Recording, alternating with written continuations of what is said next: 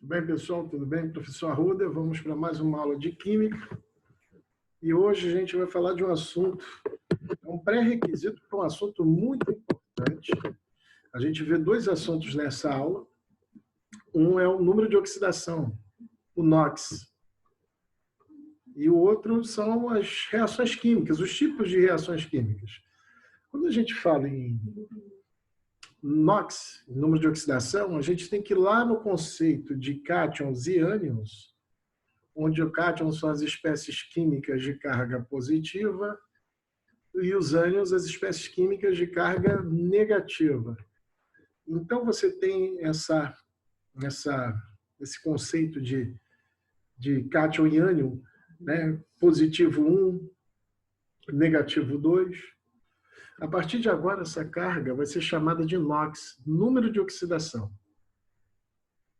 E é importante porque NOx nos remete a um conteúdo dos mais chatos na prova, ou nas provas, né, de vestibulares, seja vestibular das universidades ou escolas militares, que é o balanceamento por oxirredução.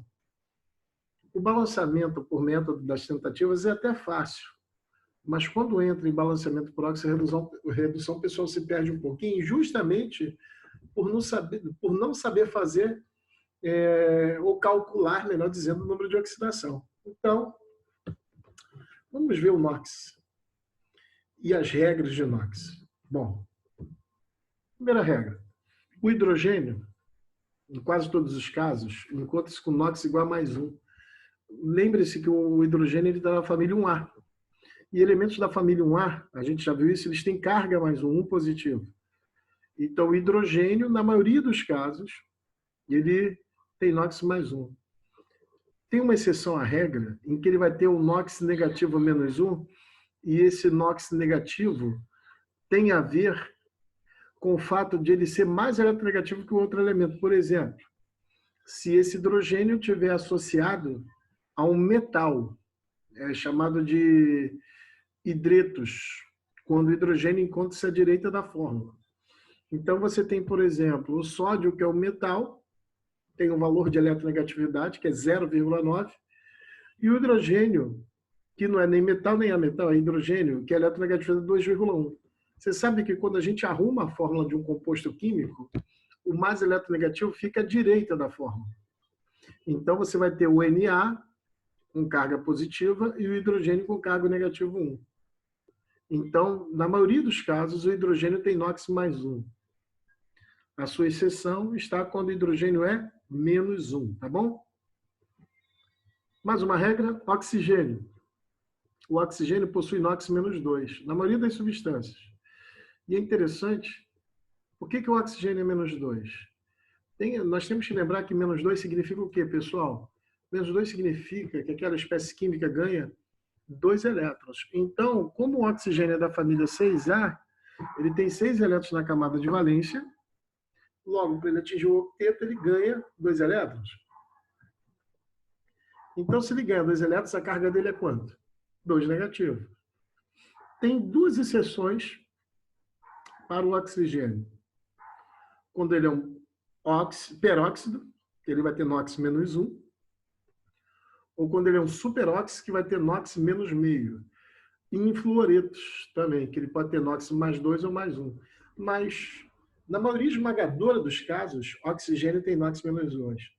Então, esses primeiros 2 NOx são importantes para você saber. Hidrogênio mais 1, oxigênio menos 2. Hidrogênio mais 1, oxigênio menos 2, tá bom? Mais um caso. Metais alcalinos, família 1A da tabela periódica.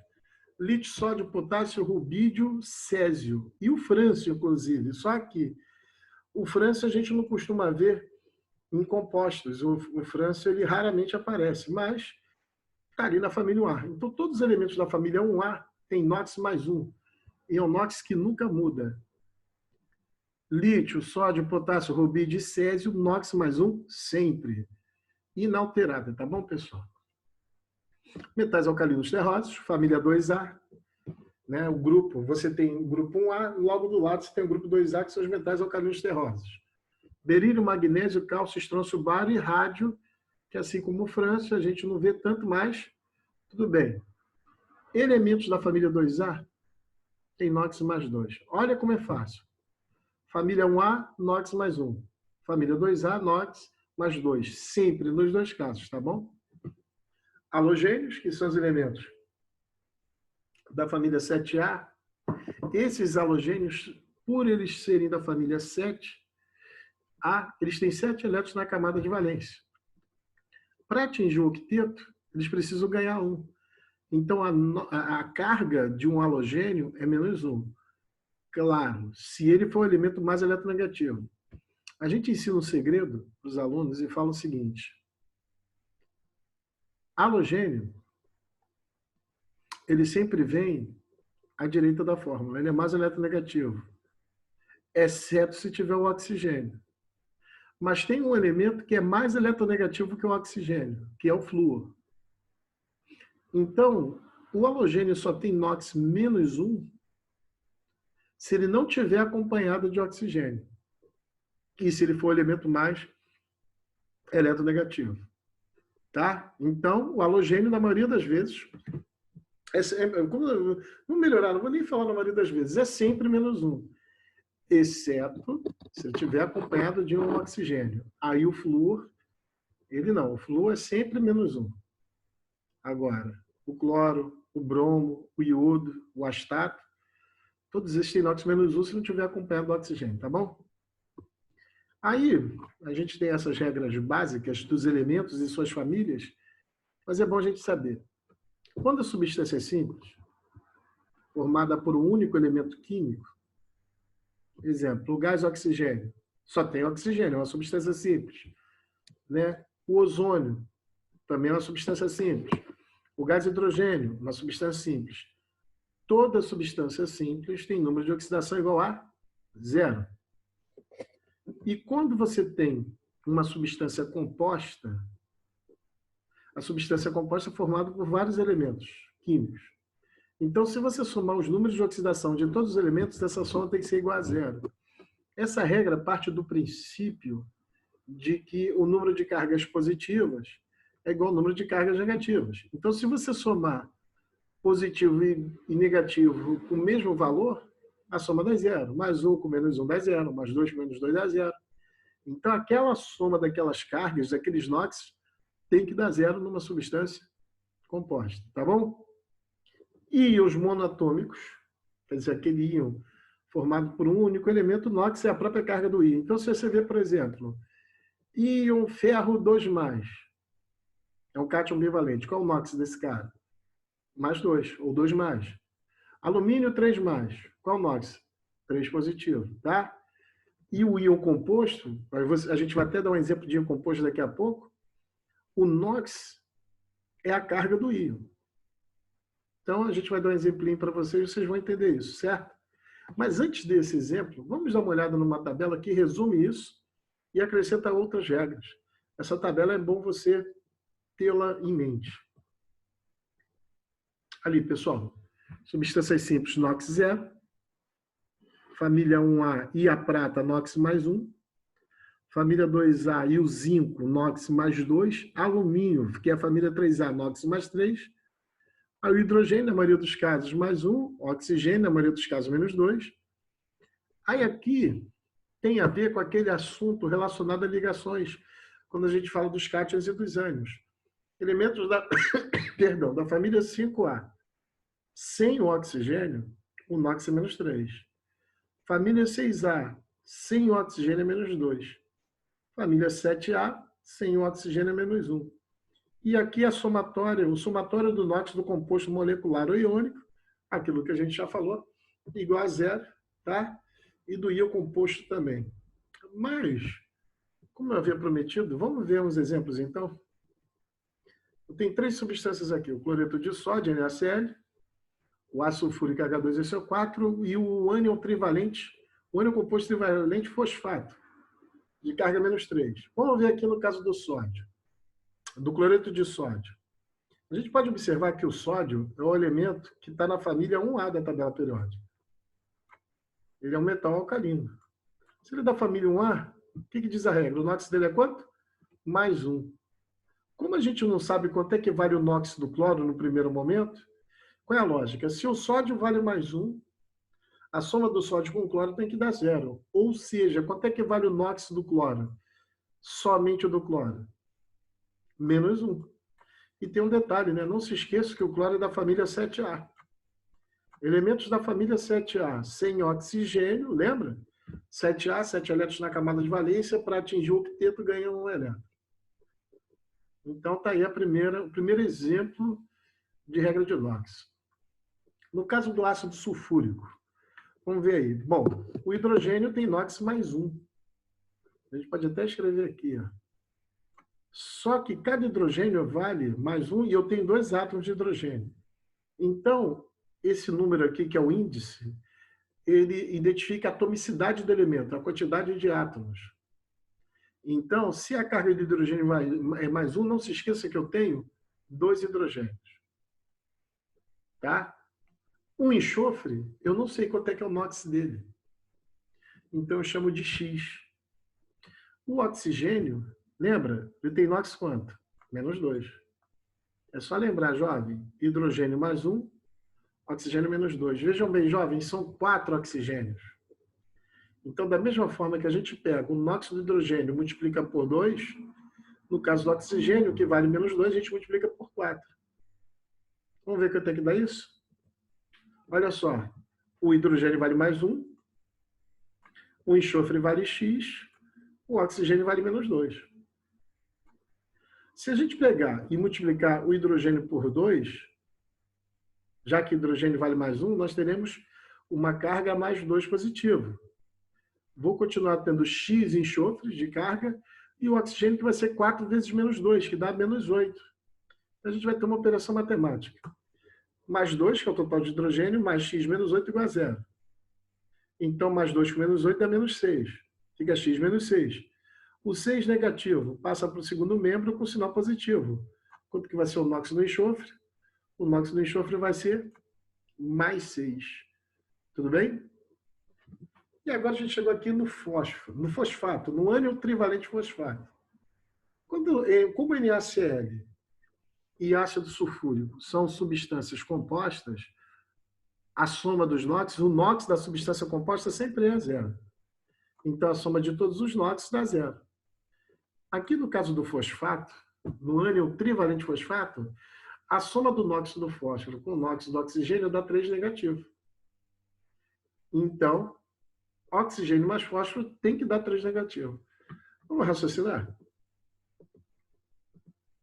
Eu não sei quanto é que vale o fósforo, mas eu sei que o oxigênio vale menos 2.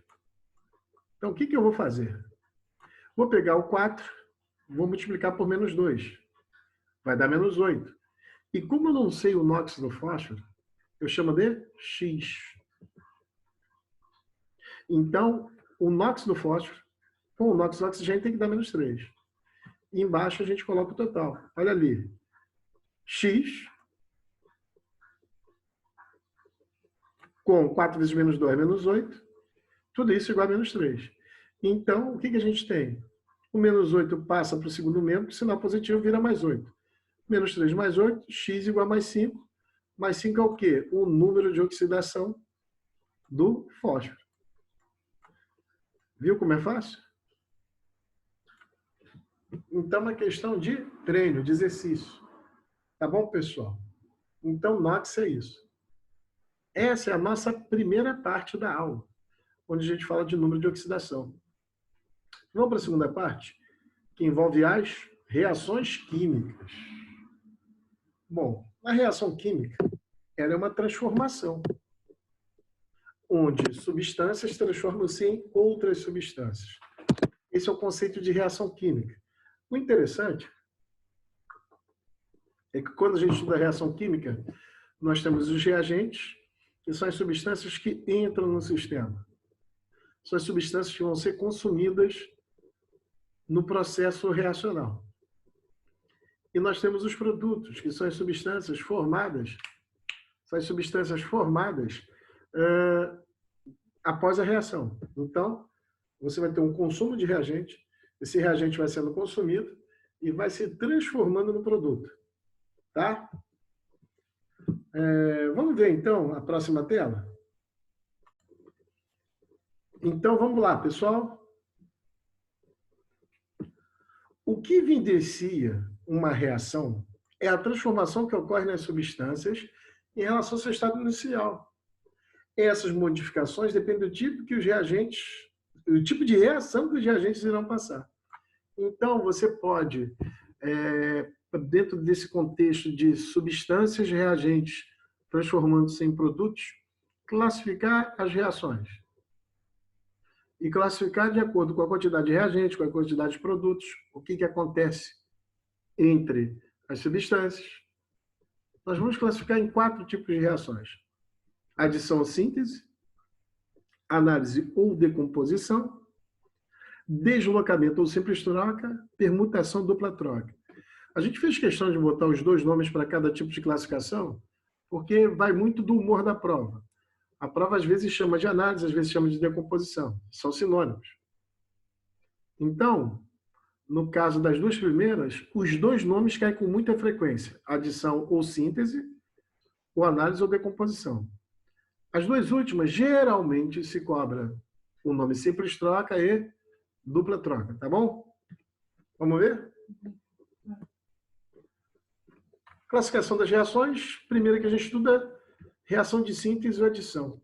Para quem vai fazer faculdade, vai ser muito comum, principalmente quando você tem disciplinas de humanas, o cara pedir para você fazer uma síntese dos tópicos abordados no capítulo. Síntese, vamos usar um português mais rasteiro, é juntar tudo numa coisa só. Então, as reações de síntese ou adição são aquelas que 2 ou mais substâncias originam um único produto. 2 ou mais reagentes formam um único produto.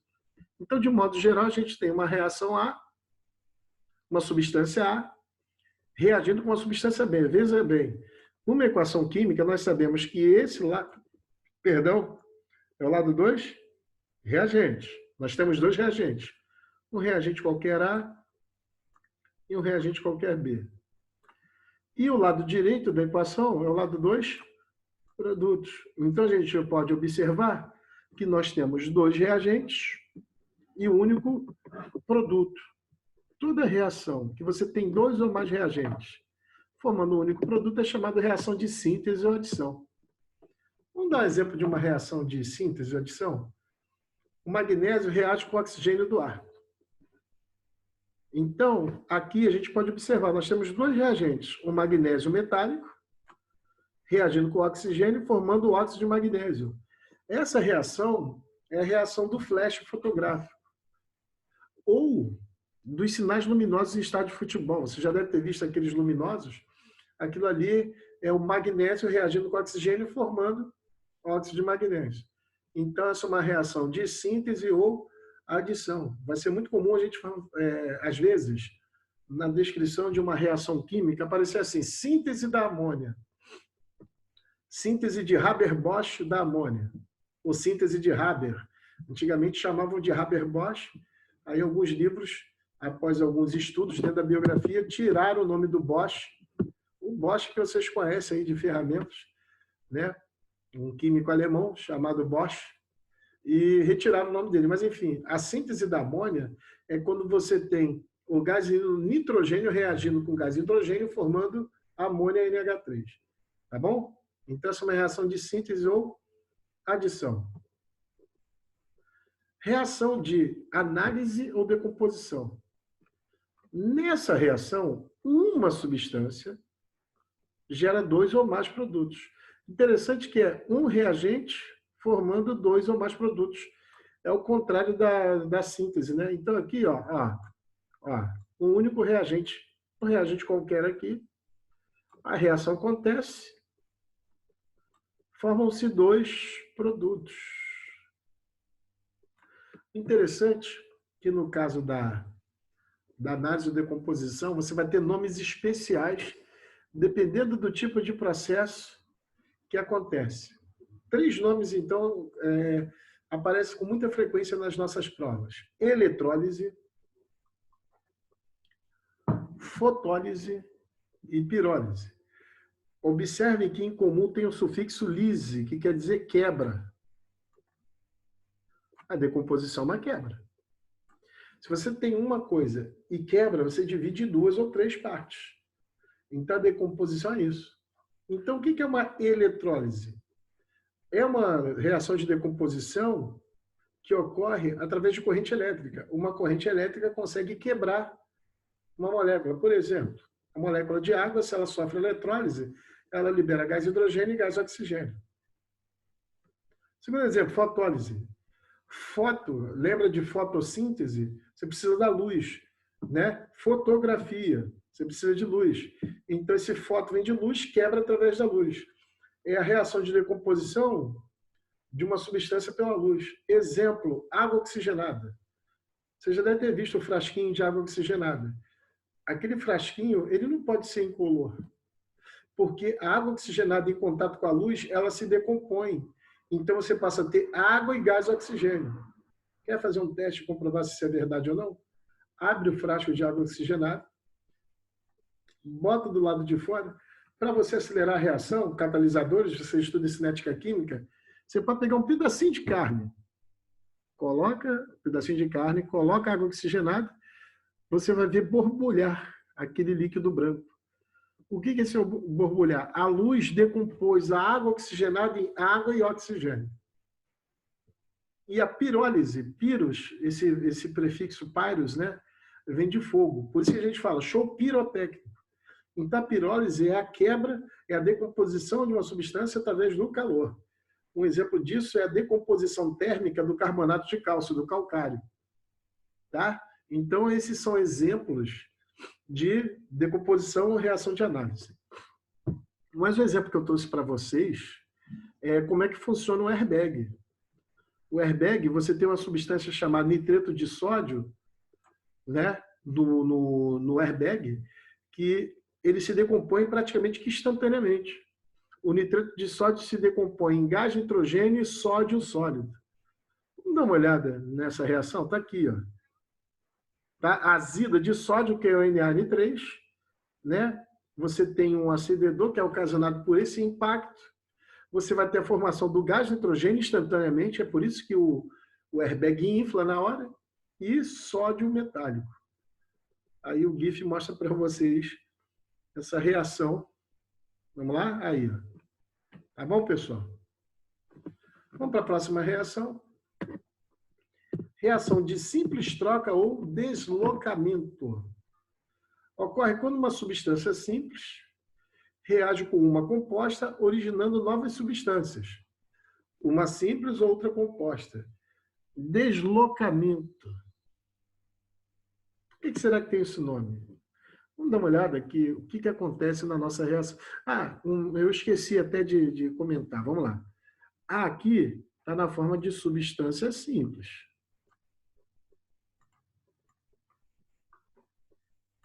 XY é uma substância composta.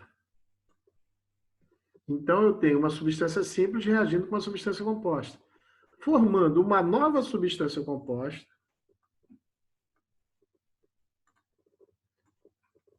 e uma nova substância simples. Observe que a Y genérico é uma substância composta e X é uma substância simples. Então, quando a gente fala que vai ter um deslocamento, é por causa disso aqui, ó. Observem que o A desloca o X, então o A passa a fazer uma substância composta com Y, e o X que estava com Y torna-se uma substância simples. Então, por isso que é chamado de reação de deslocamento. Aí um exemplo que a gente pode dar é quando você pega uma lâmina de zinco e bota em ácido clorídrico, em ácido muriático. Vai formar cloreto de zinco e borbulhamento. Esse borbulhamento de um líquido é porque quando um líquido borbulha é porque tem a formação de gás ali dentro. Qual é o gás formado? Gás hidrogênio. Eu quero que vocês observem na reação aqui, ó, que zinco é uma substância simples. Só para não haver confusão, esse S aqui, ó, esse S é S de sólido, não é de substância simples não, tá, pessoal? Sempre que você tem entre parênteses pequenininha para indicar o estado físico. Então, zinco é uma substância simples, HCl, a substância composta. Então, observe que o zinco desloca o hidrogênio. Tanto que aqui o hidrogênio fica sozinho. Então, olha só. Zinco, substância simples. HCl, substância composta. Cloreto de zinco, substância composta, H2, substância simples. Então, resumindo, na simples troca, você vai sempre ter duas substâncias simples e duas substâncias compostas. Duas substâncias simples e duas substâncias compostas, tá bom? E o nosso último caso é a reação de dupla troca, ou permutação, né? Dois reagentes reagem formando dois produtos. Ou seja, se duas substâncias compostas reagirem, dando origem a novas substâncias compostas, recebem essa denominação. Quer dizer, você vai ter na dupla troca sempre duas substâncias compostas de um lado dos reagentes e duas substâncias compostas do lado dos produtos. E observem que é isso que acontece, uma troca.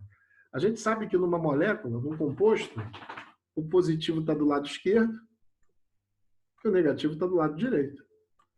Positivo do lado esquerdo, negativo do lado direito. Observem que o positivo de uma substância vai se associar ao negativo da outra substância. Então, você tem a formação de uma nova substância. Então, ali na minha reação genérica é A positivo com B negativo. X positivo com Y negativo. Observem que acontece a dupla troca. Eles trocam de companheiros, digamos assim. E é isso que a gente tem. Aí temos como exemplo aqui o ácido sulfúrico reagindo com hidróxido de bário, formando água e sulfato de bário. Ácido sulfúrico é uma substância composta, hidróxido de bário é uma substância composta, água é uma substância composta e sulfato de bário é uma substância composta. O sulfato de bário é um sal insolúvel, de cor branca. É o que vocês estão observando aqui, ó. Esse pó branco aqui é sulfato de bário. Então, a gente viu aí NOx e vimos as reações químicas. Tudo bem, pessoal? Certinho? Tranquilo? Então tá. Só isso. Muito obrigado pela atenção de todos e até o nosso próximo encontro. Valeu!